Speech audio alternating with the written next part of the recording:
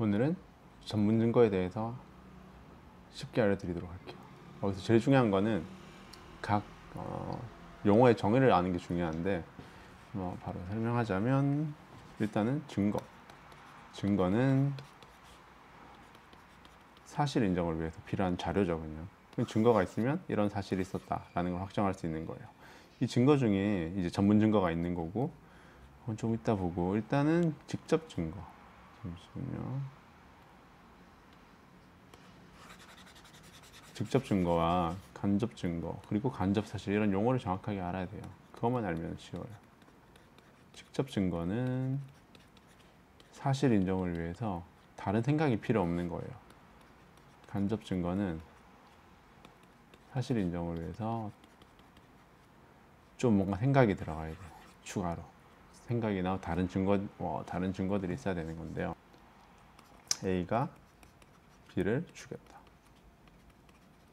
이런 사실이 있을 때, 그러니까 이걸로 재판을 받는다고 하면 A가 B를 죽이는 CCTV 장면 그런 것들은 이제 바로 직접 증거가 되는 거죠.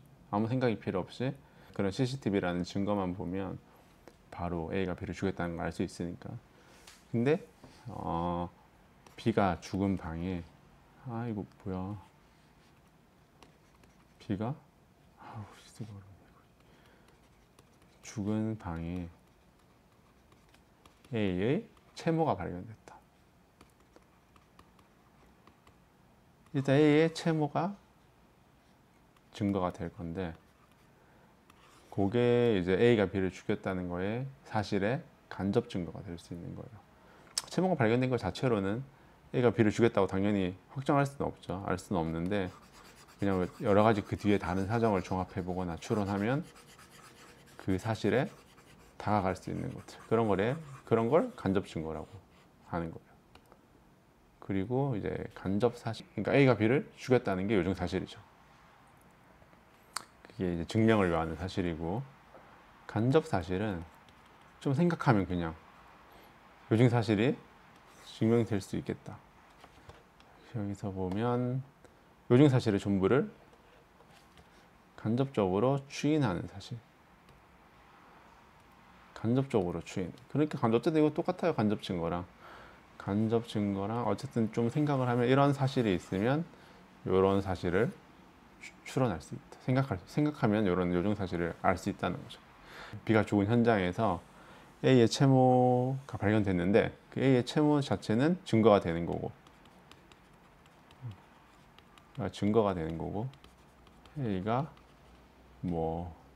B가 죽은 방에 있었다 라는 사실을 알 수 있죠. A의 채모가 발견됐으니까 어쨌든 있었던 거니까 이런 B가 죽은 방에 있었다는 사실, 이게 간접 사실이에요. A가 B가 죽은 방에 있었다는 사실, 요거를 이제 이런 사실과 다른 증거 같은 것들이, 다른 증거나 정황 증거들, 간접 증거들, 다른 것들이 합쳐지면 A가 B를 죽였다는 사실이 가까워질 수 있죠. 추론할 수 있는 거죠. 이런 걸 이제 간접 사실이라고. 근데 여기서 생각해 보면 A의 채모는 요증 사실을 밝히는 거에서는 간접 증거라고 했는데 A가 B의 방에 있었다는 거에 대해 사실에 대해서는 직접 증거가 되는 거죠. 그러니까 하나의 증거라도 어떤 사실을 증명하느냐에 따라서 직접 증거가 될 수도 있고 간접 증거가 될 수도 있는 거죠. 직접 간접. B의 방에 있습니다. A가 B를 죽였다. 그래서 사실 요거 간접 증거, 간접 사실, 직접 증거 요것만 그냥 기억해두면 끝이에요. 이제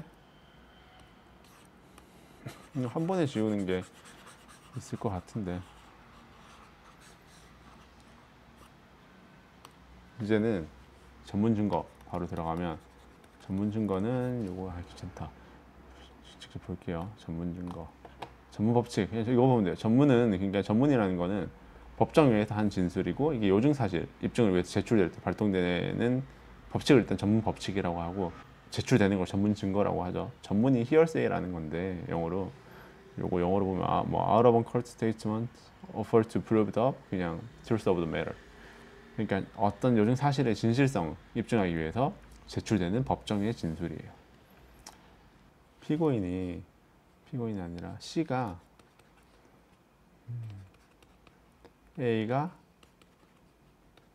B를 죽이는 것을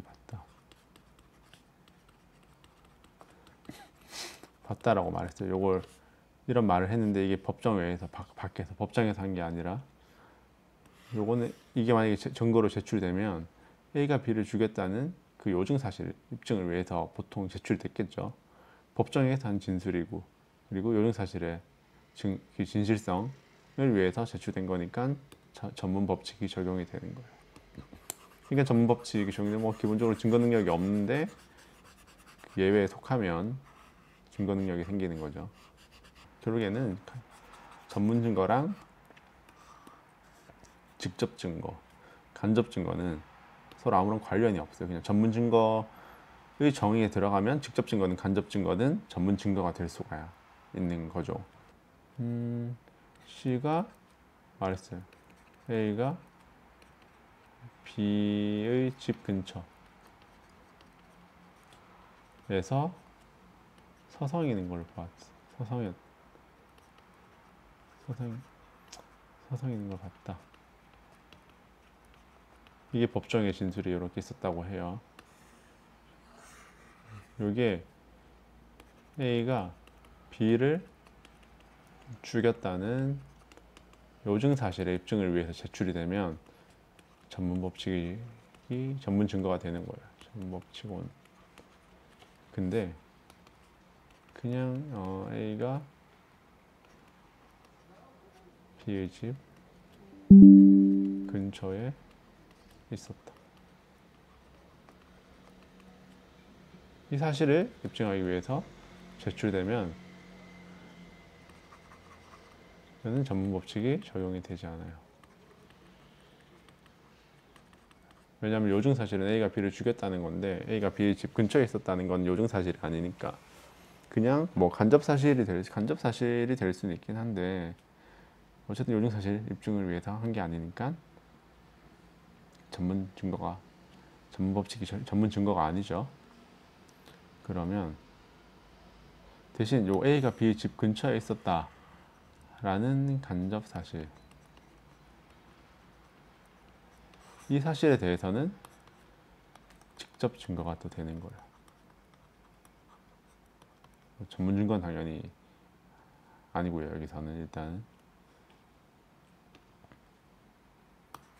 결국에는 얘는 이제 A가 B를 죽였다는 사실에 대해서는 간접 증거죠. 이것만 봐서는 A가 B를 죽였다고 할 수 없으니까 이 간접 증거인데 A가 B를 죽였다는 요증 사실에 의해서 요증 사실 입증을 위해서 제출이 되면 전문 증거가 되는 거죠. 법정의 진술이고 요증 사실 입증을 요증 사실의 진실성 입증을 위해서 제출이 되는 거니까 그냥 그게 끝이에요. 그냥 이것만 이해하면 뭐 더 생각할 게 없어. 이게 그냥 정말 끝이에요. 이게 우리나라 조문이 조서 위주로 일단 우리가 배우니까 312조, 313조, 315, 316이 전문 증거 대부분의 전문 증거가 이렇게 들어오는데 원래가 정상적이라 해야 되나? 그러면 근데 그게 아니라서 헷갈리게 되는 거죠. 우리나라.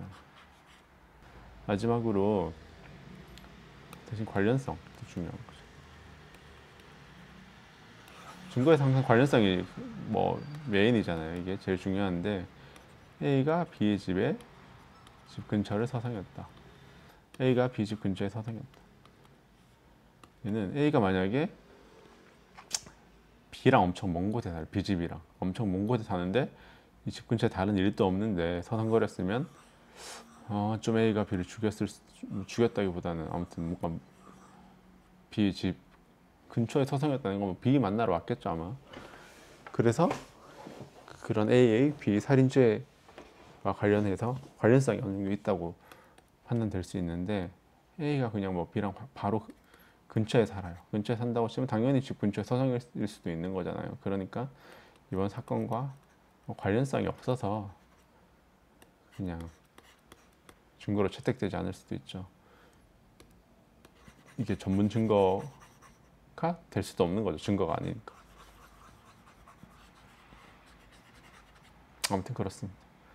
이것만 알면 뭐 이제 벌써 다 끝난 것 같네요. 다음번에는 그 미국 법의 뭐 Federal Rules of Evidence라고 이제 예전에 코먼로에서 그냥 사용되던 그 전문 증거 관련된 그 예외 법칙 같은 것들이 이제 그 연방 그 증거법으로 규칙으로 들어와서 그런 것들 엄청 조문이 체계적으로보다는 조문이 좀 풍부해요. 다양한 상황에서 전문 증거 예외 법칙 같은 걸 만들어 놨기 때문에 그런 거 보면 좀 더 이해하기 쉬울 거예요. 거기에 대해서 다음번엔 알려드리도록 할게요. 어쨌든 오늘 이게 핵심이에요. 그냥 직접 증거, 간접 증거, 간접 사실. 요거만 알면 전문 증거는 어렵지 않아요.